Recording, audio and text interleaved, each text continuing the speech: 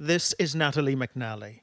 She was 32 years old and pregnant with her first child when stabbed to death in her home just before Christmas. You think, God, how are we ever going to face these days without her? And there are all our presents we had for her, all wrapped up, and they're all upstairs, and you look at them and heartbreaking. 3 weeks on, her parents, Noel and Bernie, say it's possible her killer could have fled Northern Ireland, and they won't rest until he's apprehended. Like, this was an innocent girl and our baby life. And I have to think, God, in her last few minutes, was she pleading for her life? Was she pleading for her baby's life? You don't. This all comes into your head. What was our last few minutes like? You know. Right.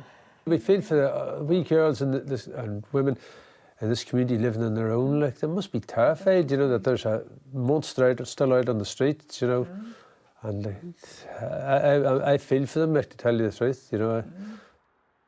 Police have released these CCTV pictures of the suspect on the night of Natalie's murder and believe they've recovered the weapon used in the attack. Do you think, given the nature of her death, that there is someone out there beyond the killer who knows? I think there's bound to be, somebody's bound to know the killer.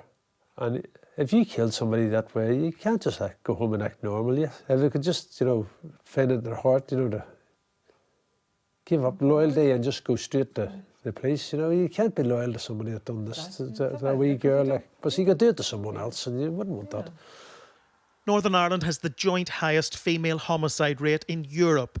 Stormont fell silent when First Minister-designate Michelle O'Neill hosted a vigil for Natalie. You know, just loved her from the day she was born, and she was our wee girl. And it's so much part of our lives anyway. Nice as not. Like, that's what really. It's just unimaginable. It's just, I can't remember. I can't think of a future. I can't say there'd be no joy in life now because she's gone. And They've lost their daughter, and all they have left is the hope of justice. David Blevins, Sky News, in Craigavon.